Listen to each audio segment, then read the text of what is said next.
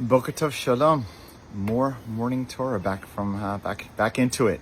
Rabbi Eric Solomon here at Beth Meyer Synagogue in Raleigh, North Carolina. So this week's Parshiot actually, Matot-Masei, at the end of the book of Numbers. And I want to focus on specifically in Masei. Masei has within it the root, kind of similar to the word soa, to travel, the journeys. And in this Parsha, relatively short, it has a listing of all 42 places in which Bnei Israel, our people, encamped on the way, from the promised land, from Egypt towards the promised land. And if you look carefully at the psukim, it's like some of them, the day travel may be just like a few days, and others might be a few weeks, and then it says stopped here, and then camped from there and went to the next place. This from Ramses to this to that. And, it's kind of part that some people might start to glaze over when they're reading, or certainly some B'nai Mitzvah kids might not be fired up about. But it's such a profound teaching. Because look, if you bring it a little bit wider, Bigadol at 30,000 feet, our people are trying to make it to the promised land. They're on a journey. And presumably when you're reading the Torah, it's already been fulfilled. To look back at the 42 stops, it could be seen as a rebuke, or even a challenge, or a mocking, right?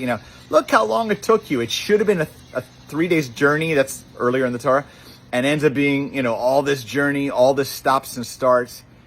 What took you so long? Now, two things I want to say about that. The first thing is, no, it's not a mocking. I mean, yeah, look, it would have been great to go directly, but our people needed time. Our people weren't ready. Our people made mistakes. Our people lacked at times faith or thoughtfulness. Our people also had to detach from our experience as slaves and prepare ourselves for a new experience, a new way of being, a new imagination, a vision for ourselves. Kind of release our neshamas, our souls, from the pain only dominated by slavery to something greater.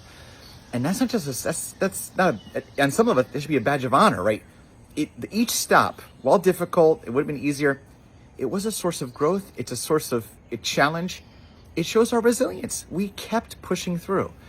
And I put that here to say, right, whether it's a people, a country, individuals, our children, who I'd love to see just, I think most parents will see their kids just head to the promised land. The point is, they're on a journey though. Are you on a journey? Do you have a vision? And even if you get stopped in a way with, diversions, are you striving for something greater for yourself, but it's also something greater for others? It's not easy to have a group go together, believe me, as the leader. But did you make it in the end? Yes. So let's be grateful for the stops on the way. Shabbat Shalom.